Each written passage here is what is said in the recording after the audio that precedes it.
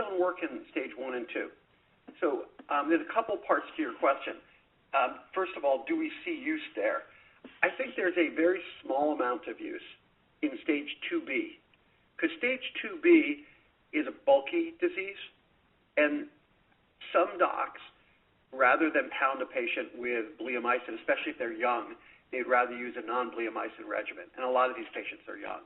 So I think what I hear from the salespeople is a couple of docs, some docs have used it in stage 2B. It's not a huge amount, but some. As far as looking at stage 1 and 2, it's half the market for Hodgkin lymphoma. Half of it's stage 3 and 4, which we have, and half is stage 1 and 2, which we don't. It's not in our label, and we did not do a trial there. So there's been 2 trials that have been done by consortiums of investigators, and one of them was presented a little while back, and they're following it and is doing great, and another one was presented in December, only a few months ago, at the ASH conference. The original one was Adcetris plus AVD, which is the same regimen we use for stage 3 and 4, and they had 100% CR rate, and they hadn't followed it long enough to see what was happening. But the second study it caught my attention even more, and I think caught a lot of doctors' attention based on what I'm hearing from doctors, because it was Adcetris plus AD. They took out vinblastine, and vinblastine is it's a vinca alkaloid. It's got a lot of toxicity, a lot of neutropenia, and also bone marrow toxicity, and other toxicities. And so you really and neuropathy, I should say. And so you really need to think about the data, because they treated 34 patients, and they had 34 CRs. They tracked them for 15 months, and at 15 months, they had 0 progressions. So the Kaplan-Meier line was flat on 100%. Now, that's only through 15 months, and you would expect in this population, if you used ABVD, the full dose of ABVD, they would have about a 90% CR rate in that. But you would expect out of 34 patients, you would see 3 or 4 patients that didn't respond. And in the 34 patients with Adcetris AD, getting rid of bleomycin and getting rid of vinblastine, 100% CR after 15 months with no relapse. And the toxicity on the patients was nil. There was no growth. They used 0 growth factors. They had, their neuropathy was light, if any, based on the Adcetris, but without the vinblastine, it completely changed their neuropathy and neutropenia. And the docs were very interested because stage 1 and 2 is a lot of young people, and to get away from vinblastine and to get away from bleomycin would be something they love. And so they're pressing on us to do something to try to work with that. And certainly we've had discussions with regulators about it.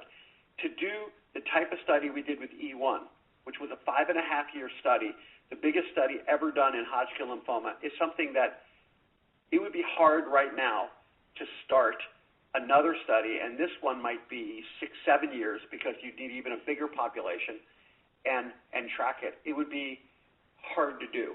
It would cost a huge amount of dollars and take an enormous amount of time. So what we've talked to regulators about is doing something that maybe is a little bit more clever. And I have nothing to say specifically, but we're trying to figure out if there's an avenue that we could go and work with regulators on. The other option is to do a study, that is, not thousands of patients, but maybe, 500-600 patients, and do something that is substantial and strong to publish it and see what guidelines would do, because they would be very interested. What I hear from the docs that are on the committee, they'd be very interested in getting rid of 2 of the letters that are involved in the ABVD and going down to AD, especially with the data. And if we showed it in enough patients, that they might put it into their guidelines. And so that's something to consider. So we're thinking about it. I have nothing to say right now, but it's not lost on us. Yep. Okay. And I want to ask you, just from a commercial perspective, I know you had talked about in the past the first-line Hodgkin's, the shift kind of from an academic to more of a community type of setting. are you seeing some, and this is where we sort of evolved to the E2, impact, but are you seeing some kind of spillover between, does the data which shows PFS and OS benefit for E2, does that have some spillover or maybe bystander, basically positive, kind of contribution to E1, and does it kind of feed on each other, the two different, kind of opportunities? I think there is some, you can call it a halo effect of having two frontline approvals. Doctors can trust it more and say, well, it works in one setting frontline, now it works in another setting. And I think there is something to that. There's certainly the salespeople say that doctors are very interested in discussing both front lines, and so that certainly helps from a commercial standpoint and from just a trust standpoint of using it front line versus old established therapies. I think that, in the community, there are more docs keeping their patients with Hodgkin lymphoma, and because it's a, pretty straightforward regimen. It's outpatient therapy. They don't necessarily have to go to a major cancer center. They can, but if you are out in your regular life and you get diagnosed with Hodgkin lymphoma, you don't necessarily go to Memorial Sloan Kettering or MD Anderson to get treatment. You could get treatment by your doc. It's the same treatment. It's a modern treatment, and it's outpatient therapy.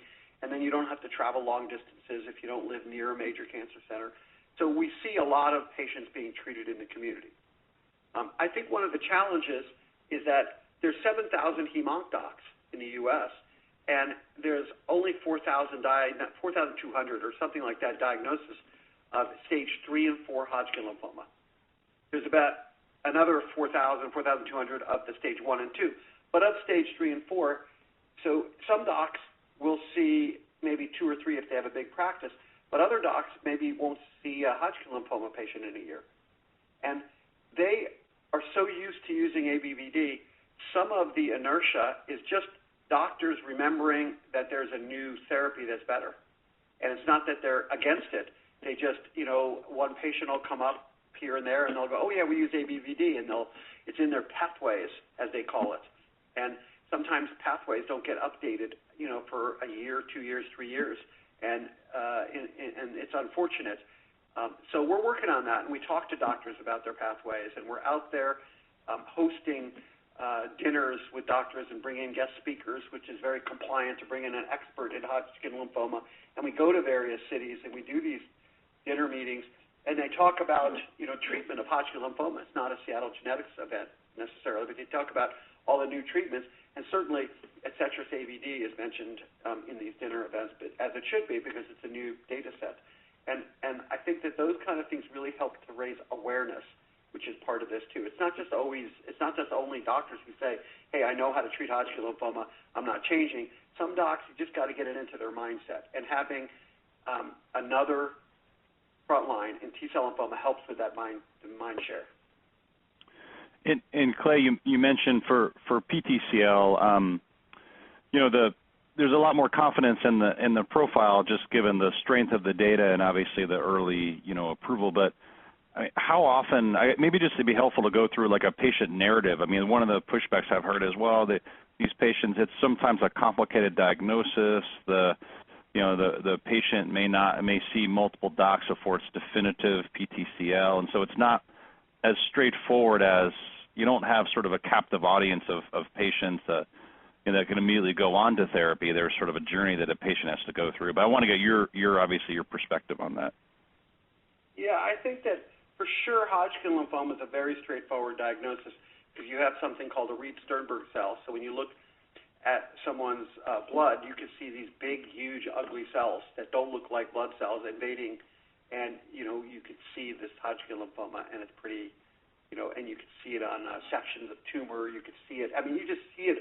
You take these tumor sections, and you just see these Reed-Sternberg cells. So all the doctors know that. All the pathologists know that. So then you go to T-cell lymphoma with your question. And you're like, okay, how do you figure out T-cell lymphoma? It is a little bit tricky, and partially I think it's because B-cell lymphoma has so many more patients. With T-cell lymphoma, you have 4,000 or so patients that docs will see. But with T-cell lymphoma, they'll see, 80,000 or some much bigger number. I don't remember the exact number. But so they're so used to it. So a lot of times, and I've seen this and talked to doctors about it. I mean, sometimes they say, oh, that's lymphoma, and they'll treat them with Rituxan CHOP. And it doesn't necessarily help more than CHOP, because CHOP was standard of care. But the Rituxan is kind of a waste of time, because T-cell lymphoma doesn't even have CD20 on it. It doesn't happen much, but sometimes it's just the inertia of finding and really identifying this T-cell lymphoma. And I think that now that there's a better therapy for frontline that's definitively much better than CHOP, going and just saying, well, we'll just give them CHOP or R-CHOP or something, I think it's making the doctors look closer. And, when they know it's not necessarily perfect B-cell lymphoma, they're looking closer because there's a good reason, because there's great data. So I think that the diagnosis will be improving because of the therapy, and they'll look closer at it. But it is, and some T-cell lymphoma is diagnosed very quickly, but other T-cell lymphoma, it's a little tricky to definitively say it's T-cell lymphoma, not B-cell lymphoma, but they're getting pretty good at it. So I like what I see. Okay. Yeah, we did a physician call just a few weeks ago, just on the back of our previous survey from last year, but this was just sort of a qualitative kind of checkup